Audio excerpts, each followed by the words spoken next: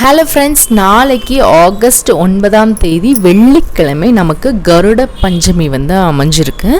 So கருட பஞ்சமி அன்றைக்கு பார்த்திங்கன்னா நம்ம கருடனை வழிபடணும். அண்ட் கௌரினா அம்பிகை தான். அம்பிகை படம் இருந்தால் அதில் நம்ம வழிபடலாம். அதே மாதிரி கருடரோட படம் இருந்துச்சுன்னா வழிபடலாம். கருடரோட படம் இல்லைனாலும் நீங்கள் பெருமாளோட படம் வச்சுருப்பீங்க, அதில் கருடர் இருப்பார். அதுலேயும் இல்லைன்னா வெறும் பெருமாளை வச்சு கூட நீங்கள் வணங்கலாம். அண்ட் கோயிலுக்கு போய் வணங்குறவங்க பெருமாள் கோயிலுக்கு போனீங்கன்னா கருடரோட சிலை இருக்கும். ஸோ அதில் நாளைக்கு நிறைய வழிபாடுகள்லாம் செய்வாங்க. அதில் நீங்கள் கலந்துக்கலாம். ஸோ கருடருக்கு நீங்கள் துளசி மாலை சாத்தணும். அம்பிகைக்கு எப்பவும் போல் நீங்கள் தீபம் ஏற்றி நெய்வேத்தியம் எதனா வச்சு வழிபடலாம். கொழுக்கட்டை செஞ்சு நெய்வேத்தியம் வைக்கிறது நாளைக்கு ரொம்ப சிறப்பு. ஸோ அடிக்கடி பயப்படுறவங்க, இல்லை விபத்துகள் நிறைய நடக்குது அப்படின்னு நினைக்கிறவங்க நாளைக்கு கருட வழிபடுறது ரொம்ப நல்ல பலனை தரும். தேங்க்யூ.